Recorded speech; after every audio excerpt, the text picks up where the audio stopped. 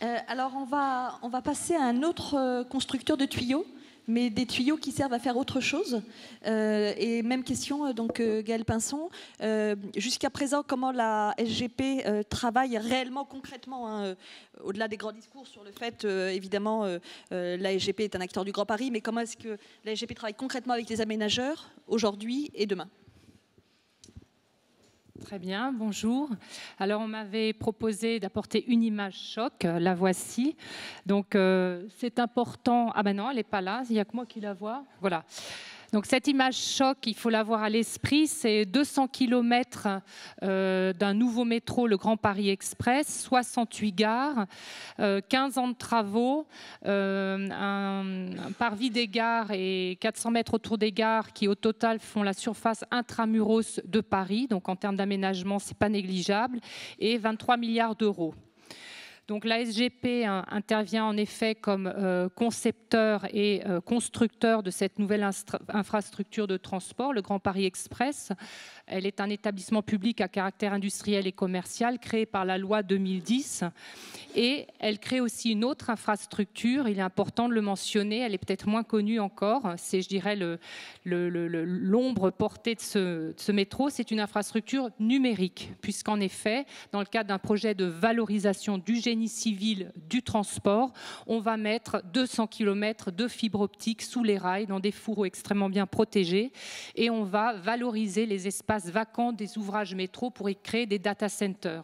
Donc on aura aussi, je dirais, à l'échelle métropolitaine, une offre numérique inédite qui, je dirais, même sans le métro, aurait pesé son poids.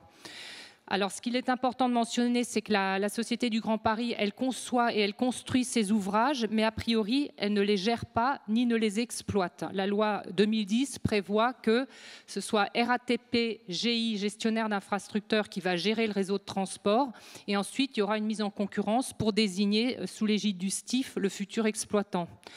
Donc, on a, je dirais, vraiment un tronçonnement de conception, gestion, exploitation qui n'est pas sans poser de réelles difficultés.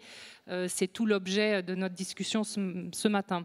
Donc, je vais parler surtout d'abord des aspects liés à la conception du réseau de transport et à l'aménagement. Rappeler que dans l'esprit de la loi 2010 et du secrétaire d'État au développement de la région capitale, Christian Blanc, en effet, transport, aménagement et gouvernance formaient un triptyque et que le réseau de transport en fait était au service d'un projet de développement économique. Donc il était vraiment, si on peut dire, prestataire du développement de la région capitale au sens large. Il devait desservir des nouveaux pôles de spécialisation thématique à l'échelle de la région Île-de-France. Depuis, les choses ont un petit peu évolué et je dirais, voilà, on se recentre peut-être du fait de la phase de conception et construction du métro, surtout sur le rôle de ce métro à l'échelle l'échelle des enjeux de transport en région Île-de-France et puis à l'échelle de l'aménagement plus local. Donc au niveau local, la SGP a un impact et un lien très fort avec les projets d'aménagement locaux. On voit qu'elle constitue un partenaire stratégique de nombreux projets puisqu'elle va apporter une gare et donc un point d'entrée sur cette grande rocade de 200 km. On note aussi des effets, je dirais, différents. On a une série de gares où on dit que ce sont des gares accélératrices du projet des aménageurs locaux des collectivités. Par exemple, la Villejuif IGR, qui est très mal desservie. On voit que la SADEV, la ville, ils ont depuis longtemps de beaux projets dans les cartons pour améliorer tout le quartier. Et la gare de Villejuif-IGR, gare emblématique, va en fait accélérer ce processus. Il y a d'autres territoires, au contraire, où l'arrivée du métro, je dirais, constitue plutôt... si ce n'est une surprise, du moins un élément nouveau. Et là, on a des gares, on appelle des gares un peu déclencheuses du projet d'aménagement. Ce qui se passe, c'est que la SGP donc, conçoit et réalise l'infrastructure de transport, mais elle est aussi aménageuse. Donc ça, c'est aussi une nouveauté de la loi 2010. Et ça se présente pour le moment de la manière suivante. Tout d'abord par sa manière de concevoir les gares. On est vraiment sur des gares et pas sur des stations de métro. Elles sont certes enterrées parce qu'il faut aller chercher le tunnel qui est sous terre parfois à 60 mètres, mais elles ont une partie émergée qui est vraiment travaillée comme un élément urbain ouvert sur la ville, pouvant constituer une nouvelle centralité pour les territoires. Donc ça, c'est vraiment très, très important. Il y a un référentiel gare qui donne un petit peu toute la philosophie de la manière dont ces gares du Grand Paris Express sont des vrais objets urbains de l'aménagement local. La SGP a aussi une politique qu'on appelle la politique des projets connexes. Et là, elle est un aménageur au sens le plus strict, c'est-à-dire qu'elle va revaloriser son foncier en vendant de la charge foncière au-dessus des gares à des promoteurs qui vont réaliser le dit projet connexe, qui peut être un projet de logement, un projet de bureau. Donc ça, c'est important aussi, ça, je dirais, enrichit l'objet gare d'une dimension supplémentaire et la SGP a un rôle d'aménageur classique. La SGP, enfin, a la possibilité aussi d'être aménageuse dans un rayon de 400 mètres autour des gares quand il n'y a pas d'aménageur local pour justement travailler l'arrivée du métro en lien avec les collectivités et construire un projet plus complexe. Enfin, elle anime avec les territoires ce qu'on appelle les comités de pôle, qui sont aussi un travail d'aménagement au sens, je dirais, de l'aménagement de l'espace public autour des gares. L'idée étant de pouvoir assurer une multimodalité, une intermodalité de tous les modes de transport, le vélo, les bus, le covoiturage avec le métro Grand Paris Express. Et donc d'assurer en fait un service de mobilité de bout en bout où le Grand Paris Express n'est qu'un des modes intégrant d'autres modes. Donc là, 3 exemples, projet connexe, possibilité d'être aménageur pour les collectivités et comité de pôle, où on voit que la SGP a un rôle d'aménageur, ce qui lui permet aussi d'optimiser, d'améliorer la façon dont elle va rendre son service de transporteur. Je voudrais maintenant faire un petit éclairage sur la partie numérique, l'infrastructure numérique que j'évoquais. Là, ce qui est très intéressant, c'est que dès la conception, on doit intégrer l'exploitation. Pourquoi ? Parce qu'on est dans un projet de valorisation et qu'il nous faut un retour sur investissement. Tout ce qui va être financé au titre du projet numérique ne relève pas de l'investissement au titre d'un projet de service public comme le transport. On doit réellement générer un revenu et couvrir ainsi l'investissement. Et donc, c'est le cas notamment pour nos data centers. Voilà. Donc ça veut dire qu'on se pose tout de suite la question de l'exploitation. Et d'ailleurs, un amendement à la loi Macron de 2015 autorise la SGP à exploiter ces réseaux électroniques par le biais de la création d'une filiale. Donc ça veut dire que par exemple pour la fibre optique, on ne va pas seulement tirer de la fibre noire sous les réseaux, on pourrait l'activer et faire d'ailleurs ce que fait la RATP avec Telcité. En tout cas, ça nous oblige à réfléchir à ces aspects d'exploitation amont et aval plutôt. Voilà. L'autre aspect qui est intéressant avec le numérique, c'est que il y a beaucoup d'infrastructures numériques qui sont cachées. La fibre, personne ne la voit, elle sera sous les rails. La téléphonie mobile, c'est pareil, les antennes, etc., qui assureront la 4G à 60 mètres sous terre dans une rame en circulation. Eh bien, on ne le voit pas. Le Wi-Fi non plus. Par contre, les data centers créent des émergences, des espèces de groupes froids, groupes électrogènes, etc., qui sortent de terre. Et ça pose un vrai enjeu d'aménagement.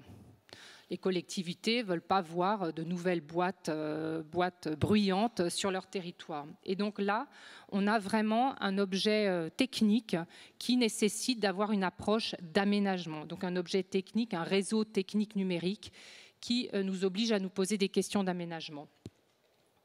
Le parti pris qu'on a pris, nous, c'est d'en faire un programme et un objet hybride et évolutif. On a évoqué tout à l'heure la question des cycles d'évolution très rapides dans le domaine du numérique. On a ce dilemme, plutôt ce défi à relever de mettre dans le béton dès maintenant des boîtes qui devront dans 7 ans accueillir des data centers. C'est très compliqué quand on sait qu'en général, il y a 18 mois entre la décision de faire un data center et sa mise en service.